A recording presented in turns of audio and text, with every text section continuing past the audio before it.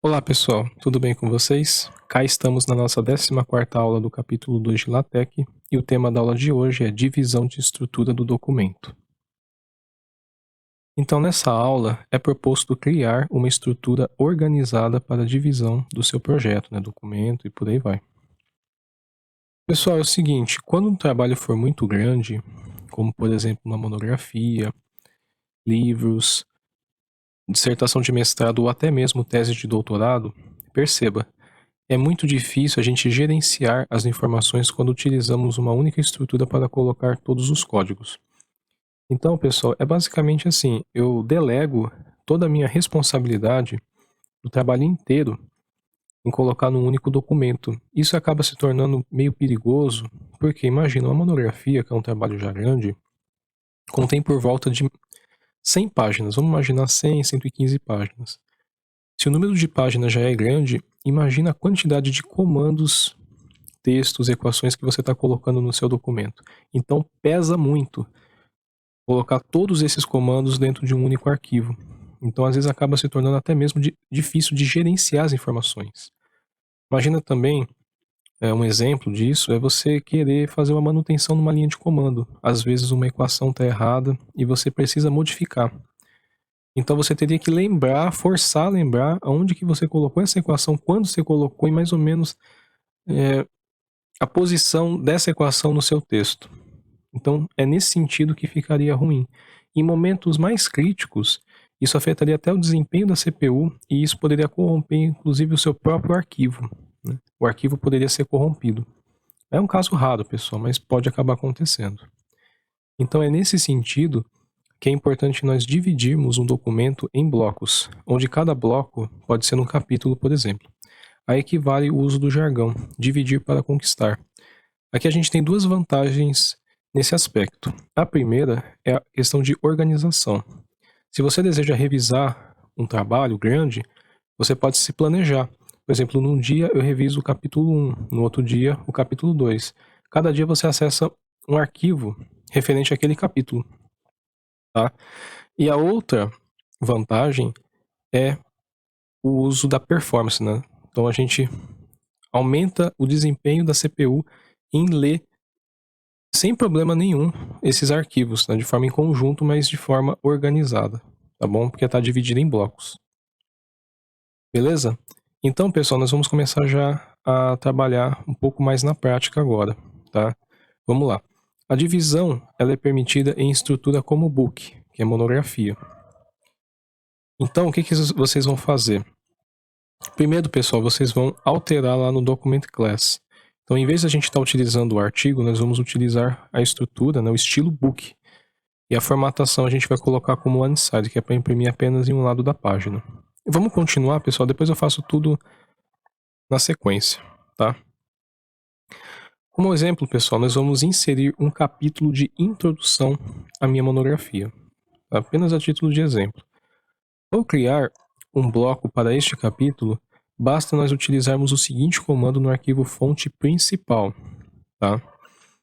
A gente vai utilizar aqui, esse comandinho chamado include, tá? Um comandinho novo que permite com que a gente rotule, tá? O nome de um novo arquivo, tá? Então eu vou chamar, por exemplo, essa nova estrutura, essa nova estrutura de cap1. É apenas um nome qualquer, pessoal. Esse cap1 ele se refere à introdução, tá bom? Eu não vou colocar aqui introdução, eu vou colocar a divisão por capítulos, beleza?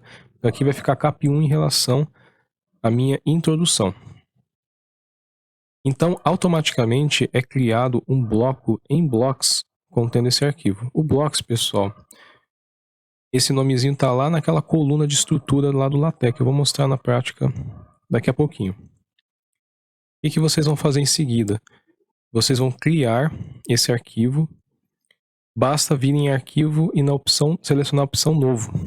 E a gente cria então um novo arquivo já contendo as informações. Eu vou querer utilizar aí para colocar um novo capítulo. Em seguida, pessoal, vamos colocar os seguintes comandos. Nós vamos colocar então o comando que dá um nome ao meu capítulo. Aí sim, eu vou introduzir aqui introdução. Em seguida, eu vou utilizar um novo comandinho chamado de label. O label, pessoal, nada mais é do que uma referência para o include, né? Então a gente pega o mesmo nome, a gente captura o nome do include, que a gente colocou lá cap1, e repete ele aqui dentro do parâmetro do label. Beleza? Então o label trabalha em conjunto com o include em termos de referência. Ou seja, se eu não tivesse esse label, eu não saberia que o cap1 se refere à introdução. Entendeu? Então por isso que quando você coloca lá o include e nesse novo arquivo você coloca chapter e label, o label vai fazer então essa captura do rótulo que você utilizou lá no include, que é cap1. Então você repete o nome lá cap1 aqui embaixo, aqui dentro desse parâmetro do label. Beleza, pessoal? É assim que funciona. Agora sim, o texto de introdução começa neste novo arquivo criado. Aí você pode digitar à vontade aí todos os seus comandos, textos, equações, etc. Por fim, pessoal, vocês vão salvar o arquivo como cap1 e executar o arquivo principal. Vocês não podem executar esse arquivo novo que vocês criaram, porque o arquivo principal contém todos os comandos que permitem a execução e a compilação do TEC. Beleza? Para o PDF. Lá tem os pacotes e a estrutura principal. O cap1 não tem nada disso. É apenas uma divisão. Então vamos na prática a gente ver como é que isso funciona. Então primeiramente, pessoal, o que nós vamos fazer? Vamos vir aqui em cima no Document Class e vamos inserir aqui o OneSide e trocar o estilo para Book. Tá? Vamos trocar aqui o estilo para Book.